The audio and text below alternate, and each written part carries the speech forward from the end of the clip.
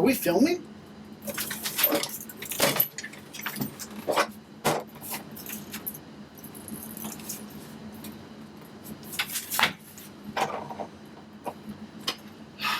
Hello movie buffs, my name is Steve aka NJMovieFreak, and today we're going to talk about my favorite Steven Spielberg film from 1982. It is and will always be my go-to when I'm feeling like a stranger, alone, on a distant planet. E.T.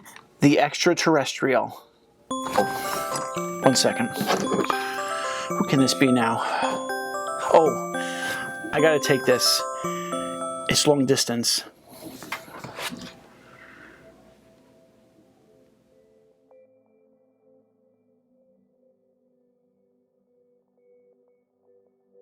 E.T. tells the story of an extraterrestrial, separated from its family and stranded on Earth, who finds friendship with the boy in a wheelchair.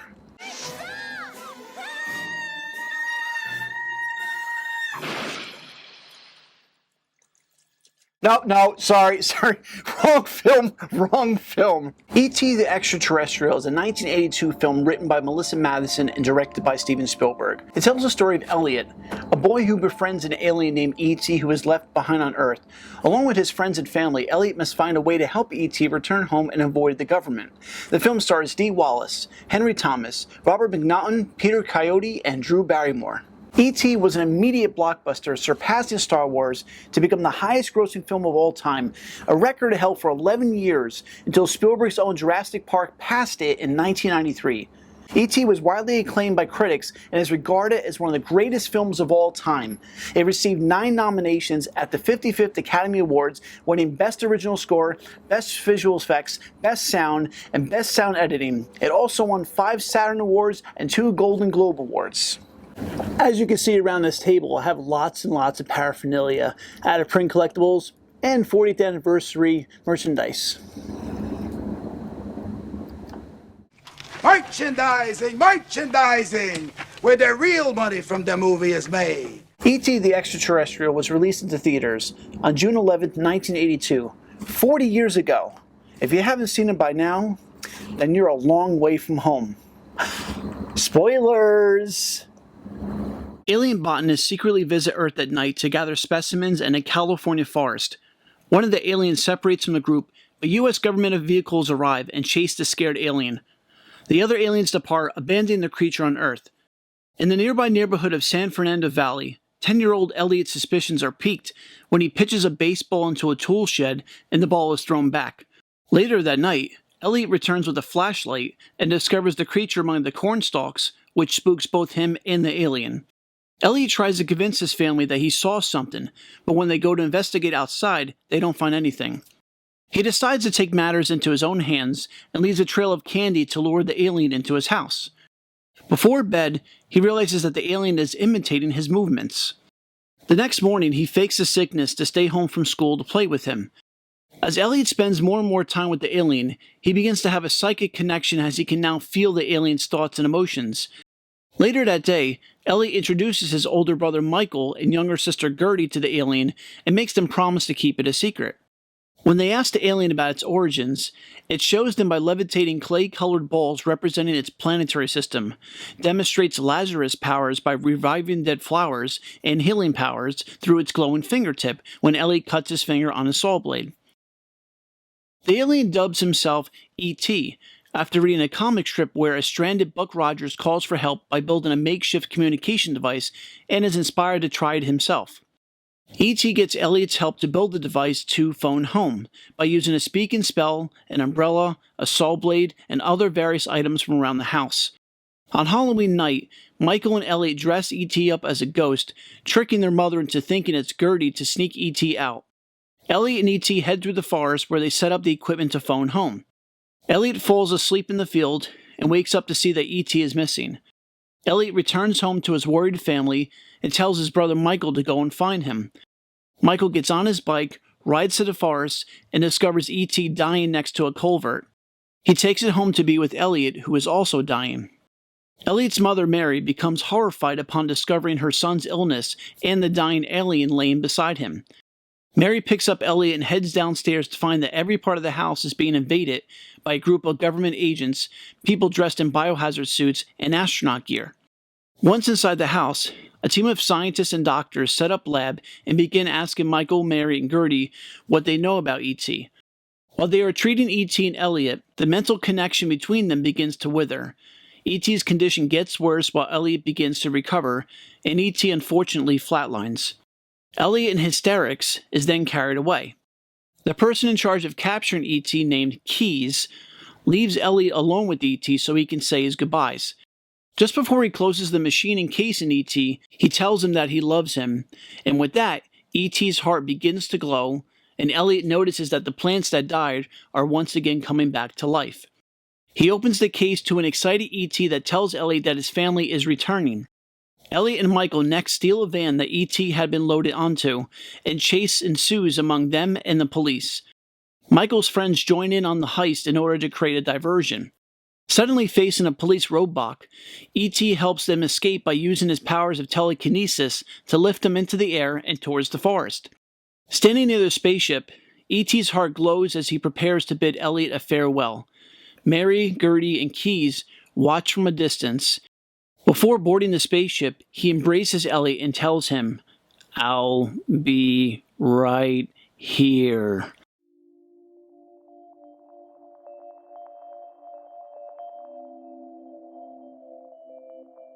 E.T. is a film that takes a close look at divorce from a child's perspective. What we can gather about Elliot is that he is a middle child and is often not taken seriously. His father lives in New Mexico with his new girlfriend, and his mother, Mary, is still coming to terms with his decision to leave the family. E.T. is a creature who is left behind on Earth, and Elliot, who he himself feels alone at times, forms a bond with the alien. They say that people enter and leave our lives for a reason, and E.T. was the person that entered Elliot's life, filling the void of being left alone and not being understood. Steven Spielberg's films often speak from the child's perspective, as he himself was a child who was caught up in the middle of his mother and father's divorce at the age of 17.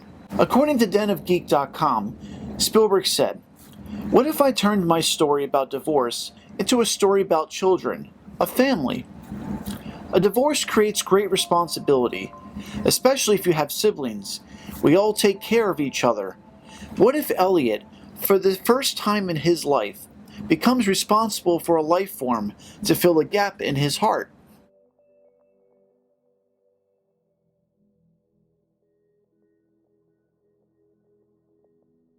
Last year, I had the pleasure of sitting down with award-winning best-selling books author Caseen Gaines.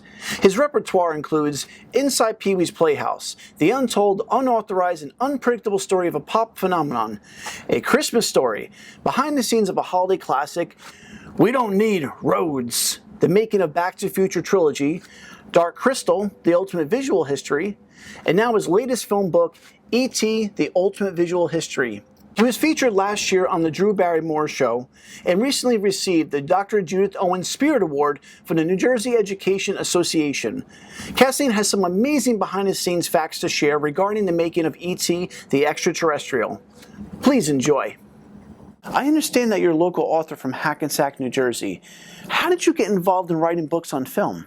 I've always loved behind-the-scenes stories, and this is going to sound so nerdy. I'm going to lose any sort of cool points I have with anyone. But I remember, this is back in like pre-internet days, right? Like I would read books that were sometimes making of books or biographies of folks, and I would find these like really interesting facts.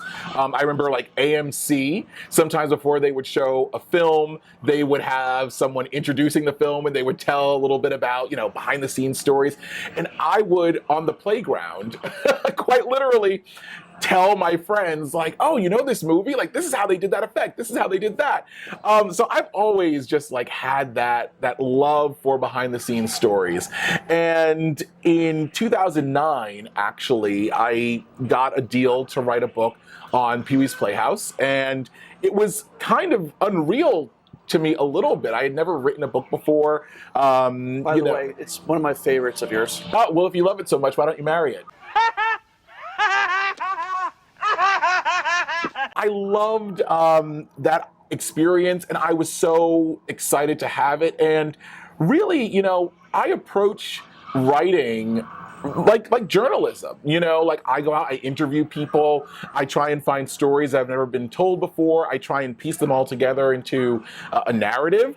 And so I am so incredibly honored that E.T. the Extra-Terrestrial, the ultimate visual history, out today, literally, actually, as we're recording this. It's out today, Tuesday, really.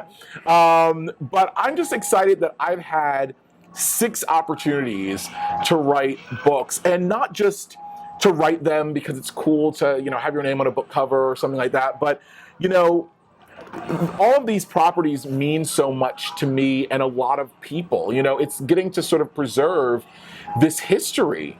And, I think that sometimes when you think about, well, not people like you and I, but sometimes when people think about movies or TV shows, they feel like it's like low art, it isn't serious, it isn't, but a lot of really smart people work on these things, and they are art. They are just as impactful as something like the Mona Lisa was, when that was painted and people went to go see it hundreds of years ago. In the theatrical release of E.T., there was a scene that showed Elliot giving E.T. a bath, but was cut from the 2002 DVD edition Blu-ray in 4K. Why is that? In the 1982 version, they did film this scene of E.T. in the bathtub, and what ultimately ends up happening in the scene, or the way that it was supposed to be, was that E.T. Goes to take a bath, and Mary calls Elliot on the phone, and he doesn't quite realize that E.T. has submerged himself in the bathtub, and Elliot freaks out and thinks that perhaps E.T. has drowned, and he goes and he lifts E.T. up, and then E.T. sort of like spits out water, and it's a kind of a cute scene. They did film it for the 1982 version, but it ultimately didn't make the original cut, and the reason is because the puppet just did not hold up. It was kind of a funny thing, because at first, E.T. was really controlled by and large with cables, and so the cables were sort of waterlogged and they weren't moving very well. It took a lot of people to sort of pull, and they were just getting just a little bit of movement out of E.T.'s arms. So ultimately, Spielberg instructs Henry, well, just sort of like lift E.T. up out of the water. And when he lifted E.T. up, just water poured out of this puppet. I mean, it was just, movie making is sort of a funny thing, and you have a lot of really, really, really smart people trying to anticipate all of the problems, but unfortunately, they didn't anticipate that E.T. would sort of act like a sponge and just sort of soak up all of this water. So it really was a scene that they couldn't use because it never really looked right. So they cut it out. Henry actually loved the scene, and it's funny because you mentioned that they put it back in for the 2002 release. In that case, they made a lot of digital alterations, so they were able to digitize E.T.'s body, E.T.'s head. So it looked fine. It looked great in the 2002 version. But Rob McNaughton, who plays Michael in the film, was so excited to see it because he said that was one of Henry's favorite scenes to film for the 1982 release, but no one ever saw it. So Henry, for 20 years, would tell him about this scene and what it looked like and how it went, and Rob never got to see it. And he said, finally I got to see this scene, and it was really nice to see. But it's funny because that scene is sort of now almost a little bit of a hidden gem because the 2002 version has been taken out of circulation. It's available on DVD if you have a DVD back from 2002. But besides that, there's really no other way to get your hands on it. So you can find it on YouTube, but if you really want to own it and have your own physical copy, that's it. It's widely known that films are not usually shot in chronological order. Why did Steven Spielberg choose to shoot this film differently? So Spielberg really wanted for the kids, especially, to feel like they were at summer camp. He wanted them to go on the same emotional roller coaster as Gertie and Elliot and Michael go on in the film. So when they discover E.T., they wanted it to have that sort of reaction of seeing the puppet for the first time, seeing the creature for the first time. And then when they ultimately say goodbye to E.T., it was also the goodbye of filming and the goodbye of the entire experience. So it was an unusual thing, but it was really Spielberg's first time working with kids in this capacity, and he thought it would really be important for the emotional beats to match the characters' emotional beats if he shot it in chronological order as much as possible.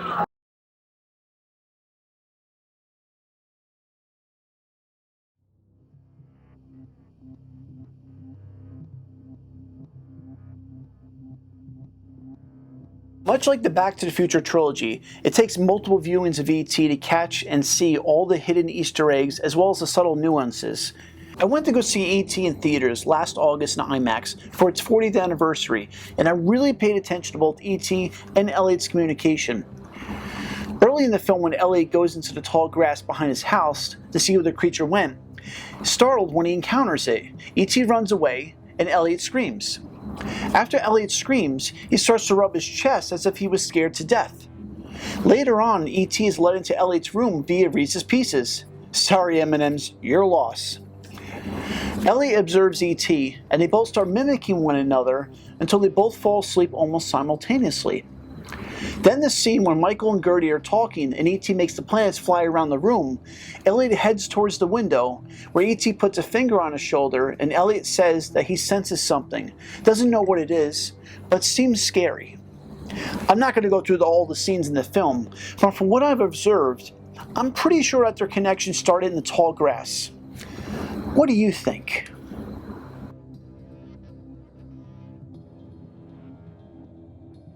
In 1980, Spielberg met writer Melissa Matheson and developed a new story from the working title project Night Skies, now known as Close Encounters of the Third Kind. In less than 2 months, Matheson wrote the first draft of the script titled E.T. and Me, which went through several rewrites. The project was rejected by Columbia Pictures, who doubted its commercial potential. Universal Pictures eventually purchased the script for $1 million. Filming took place from September to December of 1981 on a budget of $10.5 million. Unlike most films, E.T. was shot in rough chronological order to facilitate convincing emotional performances from the young cast.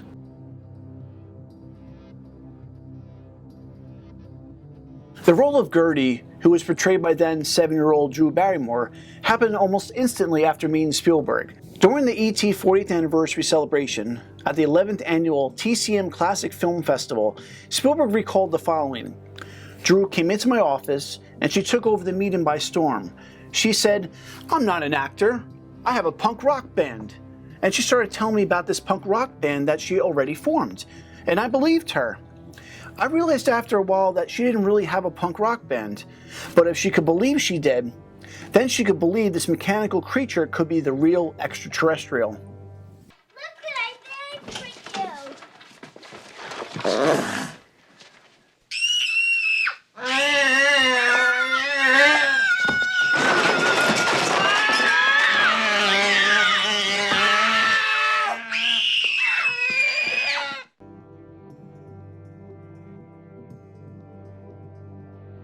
With just a month to go before filming began in September of 1981, the majority of the roles had been filled, but there was one problem. Spielberg and his crew had yet to find an Elliot.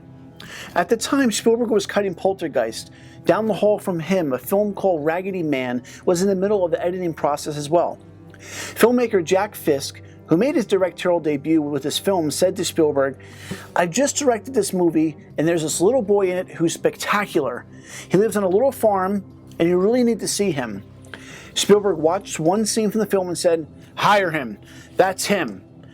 Henry Thomas didn't have an agent at this point, but his mother drove him 4 hours to the airport to board a plane to LA for his audition. Spielberg was not present for the audition, and it did not go well. Spielberg knew there was something in Thomas, so he asked the casting team to bring him in for a screen test the next day. Spielberg suggested to the casting director improvisation, and when he got to the bottom of the page from the script, to tell Henry that you represent the government and you want to take E.T. away, to see if he can make him cry. As soon as the improvisation started, Henry's demeanor changed. You can't take him away, he's mine! But it's not my choice. The president asked me to come here and get him. I don't care what the president says, he's my best friend! And you can't take him away! Okay, kid, you got the job.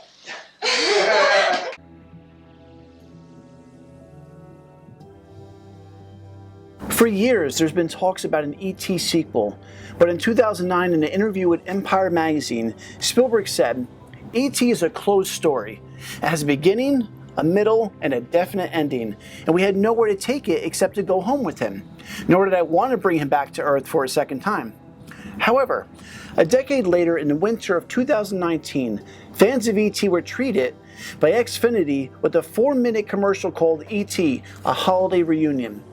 E.T. pays a surprise visit to a now grown-up Elliot, who has a family of his own during the holidays. His kids, a daughter and a son, share the wonder he once did with his alien friend, whom the family introduces to technological advancements such as the internet and virtual reality.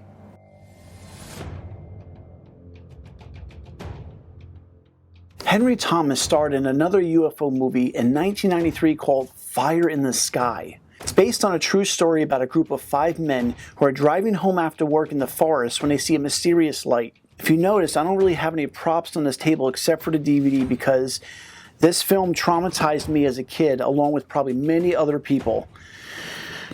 All you have to think about is the scene where the aliens are dragging D.B. Sweeney through the spaceship.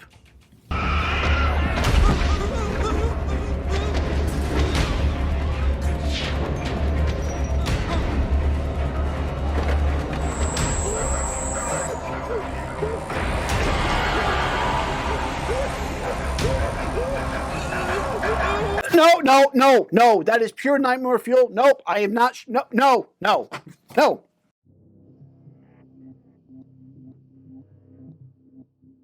In the film's original script, the candy Elliot uses to lure E.T. into his house is M&M's. But when the studio representatives went to Mars Incorporated for permission to feature their candy in the movie, they would reject it. Big mistake on their part.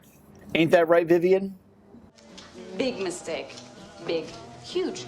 Spielberg's reps then approached Jack Dowd, the VP for New Business Development for Hershey, to inquire if they might be able to use the company's Reese's Pieces. The deal was simple. Hershey would spend $1 million to campaign for the movie and in turn be allowed to use E.T. in their advertisements. Sales of Reese's Pieces suddenly, for the first time, available at theater concessions soared as much as 300%. When the film reviewers managed to mistake Reese's Pieces for M&M's, Dowd would ship them a package of Reese's Pieces with a note that read, in the words of E.T.'s Drew Barrymore, "Give me a break." Give me a break.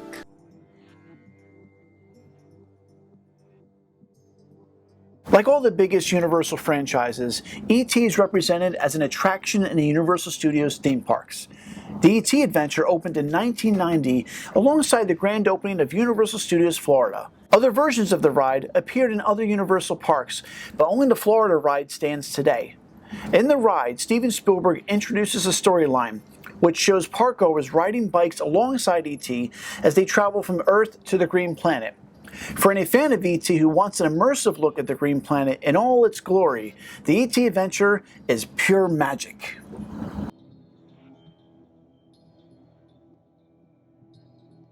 The scene where Elliot and E.T. are hooked up to the machines and the doctors and surgeons are performing procedures to them is actually very accurate. According to E.T. production notes, to make these dramatic medical scenes as real as possible, many real doctors were hired, including Dr. Stein, Spielberg's personal physician at the time.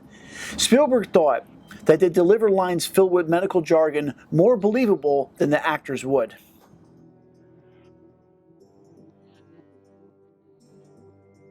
In 1994, the film was added to the United States National Film Registry of the Library of Congress, who deemed it culturally, historically, and aesthetically significant, just like Willy Wonka and the Chocolate Factory that I talked about in Season 1, Episode 2.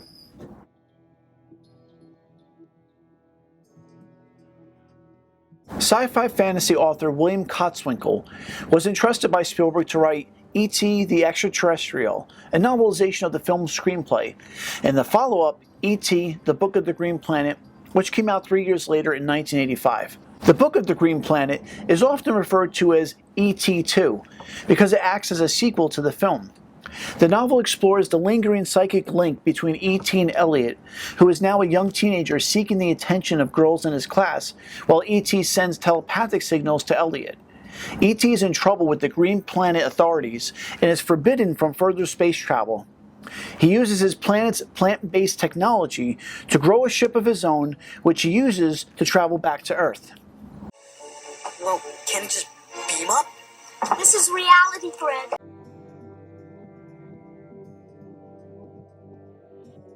After the success of E.T. the Extra-Terrestrial, Spielberg and screenwriter Melissa Mathison put together a 9-page treatment for a sequel, which would take on more of a horror tone. Not this one. Working title, E.T. 2 Nocturnal Fears. The film would have shown Elliot, Gertie, and their friends kidnapped by a ship of evil aliens. The creatures are an offshoot of E.T.'s race, who are at war with the more peaceful E.T.s of the Green Planet. We could thank Spielberg that this was only a treatment that never made it to the screenplay stage, nor into a feature-length film. Wait, what is it? I don't know. Something scary.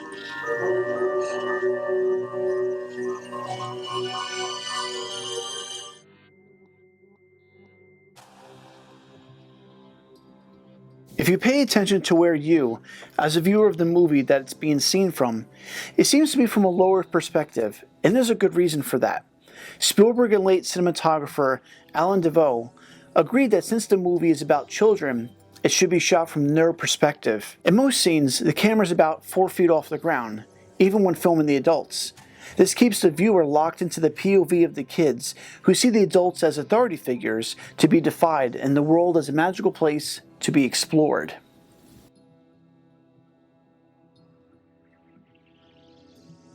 For the 20th anniversary of E.T. in 2002, Spielberg and ILM, Industrial Light and Magic, created E.T. the Special Edition, a new version of the film with a lot of changes, some subtle, some not. The most obvious change in the Special Edition is the inclusion of a CGI model of E.T.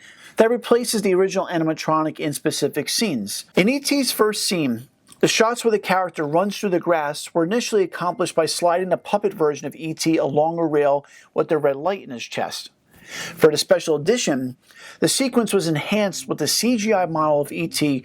running and adding a more believable animation scene, which allowed his kinetics to shine through, which wasn't possible in 1982. Personally, it looks kind of out of place. However, the most controversial change to the Special Edition was in the scene where the boys are cycling toward the police.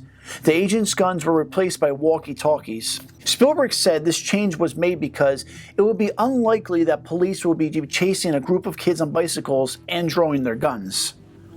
Okay, I could see that.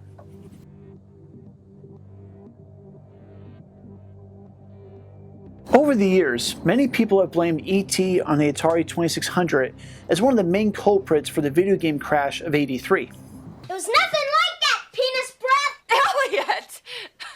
Sit down. It was a series of dominoes that fell one after another, such as poor planning, market saturation, and corporate greed, just to name a few. I got to speak with the Silicon Valley therapist, engineer, and former game designer for Atari, Howard Scott Warshaw, regarding his paperback book and audiobook, Once Upon Atari, How I Made a History by Killing an Industry, and this is what he had to say. Can you give a condensed breakdown of why people blame E.T. on the Atari 2600 for the video game crash? Absolutely. The video game crash was a big mess. It was a big problem. It was devastating to a lot of people. Fortunes were lost. It was a huge, devastating thing for many people. It was a tragedy, in the truest sense of the word tragedy. Like with any tragedy, you can talk about the numbers, the stats, the big picture. What you need is you need to present it through the eyes of an individual who's impacted. You need a face. You need someone who's responsible. It's always important to have a scapegoat, if you will, or something to identify. And the actual cause, as I talk about in my book, Once Upon Atari, How I Made History by Killing an Industry, there are many really important and valid reasons behind the actual crash. But most people want a simple explanation. And so what it came to be known as was the E.T. game was a very convenient thing to hang all of that on. So E.T. kind of became the face of the video game crash of the early 80s. And unfortunately, I became the butt behind that face. You know, the idea that E.T. was the cause of the video game crash, that idea didn't even really surface until later on. And so at the time, in the early 80s when I was there, it was just the industry's crashing. No one was saying, oh my God, E.T. ruined the industry. It was just, holy crap, where's this industry going?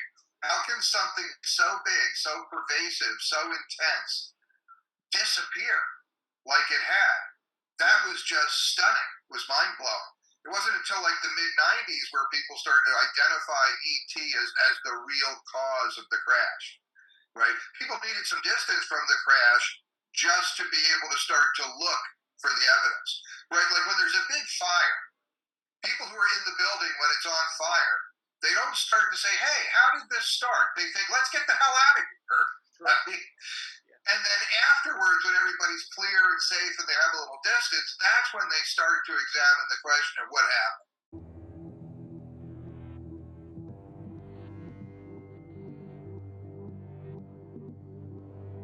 Many fans of Spielberg have probably noticed some Easter eggs that were placed in the film, such as when Elliot makes a reference to Jaws while showing E.T. his fish tank, or Spielberg/George Lucas's connection when E.T. is posing as Gertie under the ghost costume and spots Yoda while out trick-or-treating. But this Easter egg, or for lack of a better word, happenstance, is a little deeper. About 56 minutes into the film, we can see Mary reading J.M. Barrie's Peter Pan as a bedtime story to her daughter Gertie. Now, who would have thought that 9 years later, Spielberg will go on to direct Hook, starring Robin Williams as Peter Pan.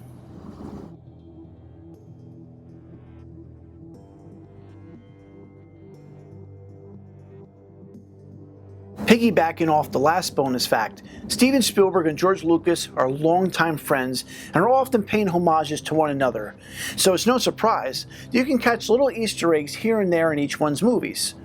In Close Encounters of the Third Kind, there's a tiny R2-D2 attached to the alien mothership. In Raiders of the Lost Ark, on a pillar in the Well of Souls, you can see a woman kneeling next to R2-D2 and C-3PO. Lucas returned the favor in 1999 by placing a delegation representing E.T.'s race in the Senate chamber during Star Wars Episode I, The Phantom Menace.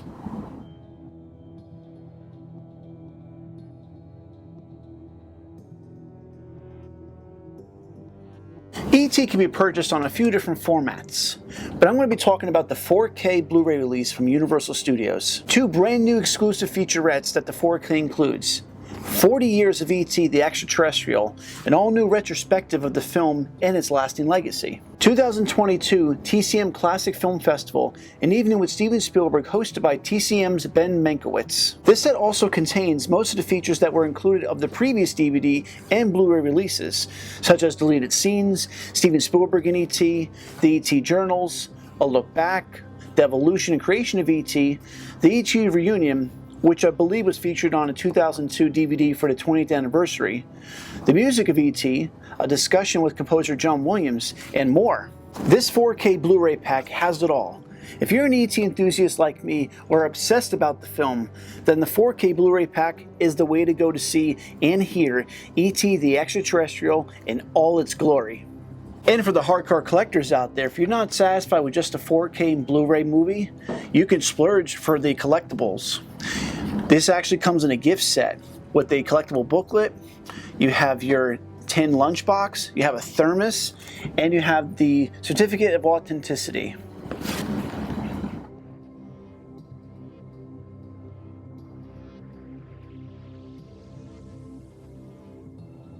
I would give this film 5 out of 5 stars. E.T. the Extra-Terrestrial is filled with drama, comedy, suspense, and hope. It's no coincidence that among E.T.'s powers is its empathetic connection to Elliot.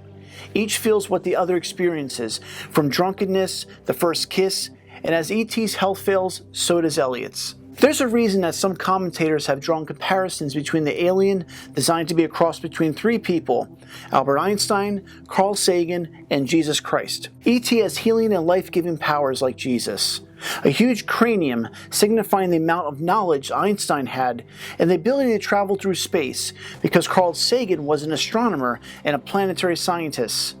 Spielberg's movie teaches us that even the most alien of creatures or strangers can become our friends, if we just open our hearts and minds. I'll be right here.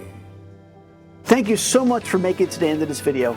Please click on that subscribe button below. Give it a like, give it a share, turn on that notification bell, and follow me on Facebook at NJMovieFreak and Instagram at NJMovieFreak so you can stay up to date with all new photos, videos, exciting news, and updates. I would like to give a very special thanks to my two guest authors, Caseen Gaines and Howard Scott Warshaw, for coming on to this channel.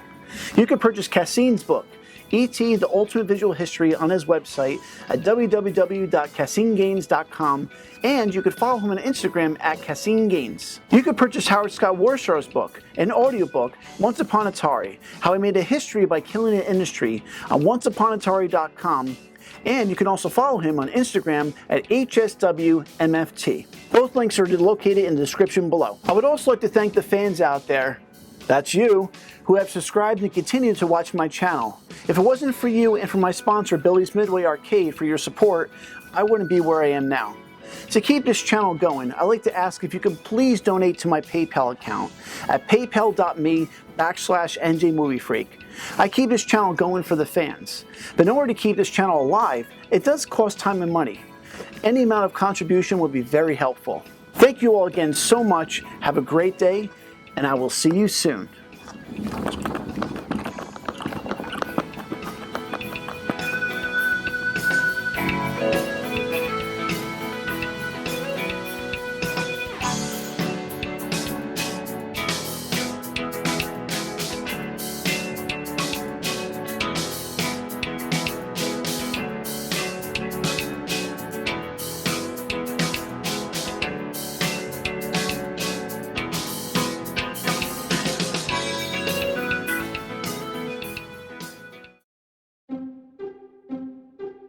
E.T. the Extra-Terrestrial E.T. the Extra-Terrestrial is a 1982 film written by Melissa Matheson and directed by Steven Spielberg.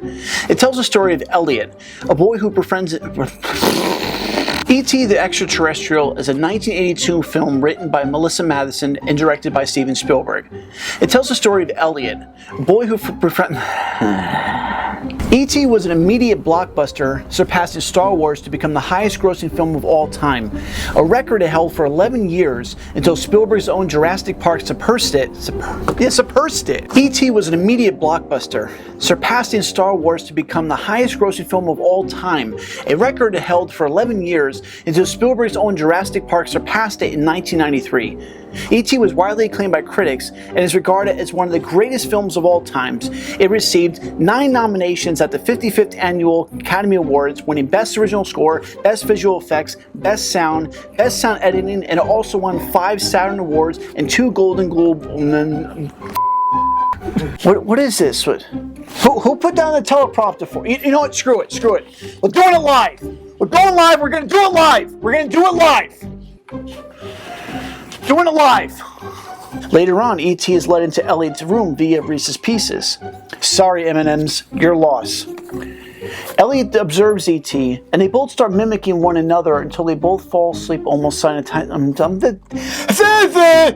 Then the scene when Michael and Gertie are talking and E.T. makes his planets fly around the room, Elliot heads towards the window where E.T.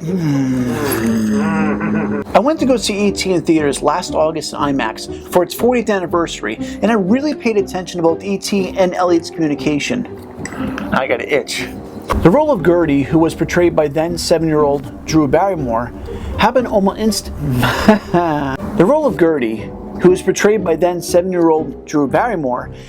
almost instantly after meeting Spielberg.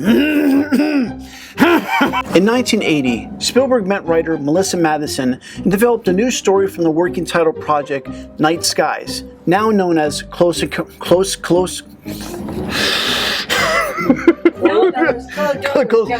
Close. It's close. I can feel it. It's close. You almost thought it was so close. So close. In 1980, Spielberg met.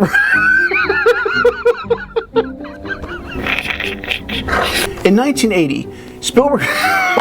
What the f, man? You know what? We're gonna roll with this one.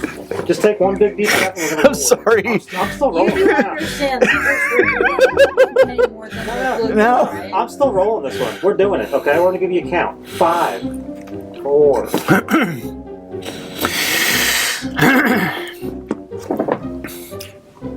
In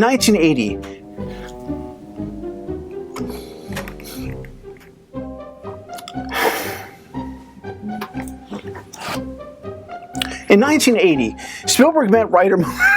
The scene where Elliot and E.T. are hooked up to the machines and the doctors and surgeons are performing procedures to them is actually very accurate. According to the E.T. production notes, to make these dramatic scenes, up. Go again. Sci-fi fantasy author William Cotswinkle. Cotswinkle. Not Coxwinkle. Cotswinkle. The third. Not this one. Called E.T. 2, The Nocturnal Fears. The film would have shown Elliot, Gertie, and their friends. I can't, I'm distracted by that. Spielberg and screenwriter Melissa Matheson put together a 9-page treatment for a sequel, which would take on a bit of a Why do I always f this part up? I got to speak with the Silicon Valley therapist, engineer, and former game designer for Atari, Howie Scott Warshaw. Howie. Yes, Howie Scott Warshaw. I'm calling my agent, man. I'm calling Johnny, please don't walk off the set. You're killing me, Johnny. Roll that. What's that from? Roll that beautiful beam footage. What was that from? Don't know. That was from Mortal Kombat. When the other guy keeps kicking the other guy, but he won't fall, he's like, this is the part where you fall down. Where do you get these guys? Can you say that one more time? Safe light repair, safe light replace. Thank you. Thank you so much for making it to the end of this video. Please click on that subscribe button below. Give it a like, give it a share. Turn on that notification bell. You motorcycle. Cut. We have one more day of filming. We're going to cut it for tonight. How dare you? Oh, you want me to cut it? I've been rolling. No, have you been? Yeah, I've been rolling for like the last minute. Seriously? I'm trying to get like some B-roll, like random stuff. This is going to be part of bloopers. Don't forget. Spoilers. Spoilers. Give me one more. Spoilers. One more time. Spoilers.